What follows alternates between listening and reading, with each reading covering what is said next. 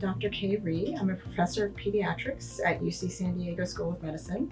I'm also the medical director of our medical behavioral unit, which is our eating disorder inpatient unit at Rady Children's Hospital, San Diego. And I'm also the medical director of our Center for Healthy Eating and Activity Research, which is at UC San Diego. I think the questions that we often get from other providers deal with some of our medical protocols, like what do we do with bradycardia, what do we do with our hypoglycemia, refeeding syndrome, issues that come up on the unit.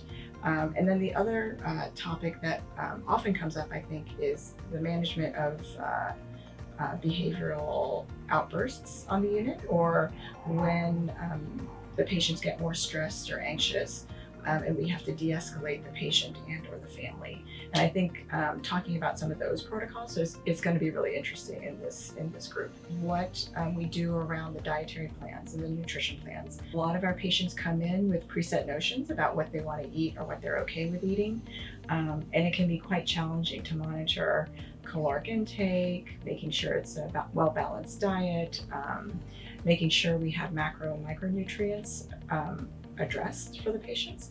And I think this is an area that a lot of inpatient units struggle with. I don't think we get a lot of training in medical school on how to interact with or manage eating disorders.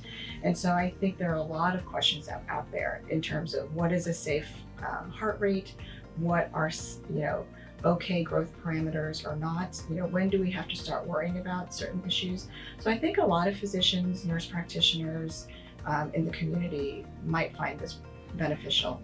In addition, I think a lot of the psychiatrists and psychologists will find this interesting. The nurses in the community, school nurses, nurses in primary care offices, I think could also benefit because they're on the front line and they're, often the first people to start to interact with our patients.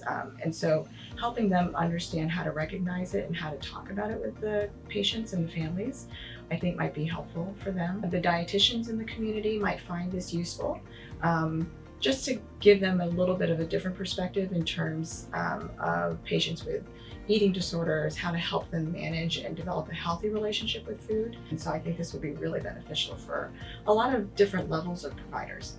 I'm actually really excited about this conference. I think it's going to provide a lot of unique information to a lot of providers. We've already been getting a lot of calls from providers who want to learn more about what we do, and I think this is a perfect opportunity for them to come.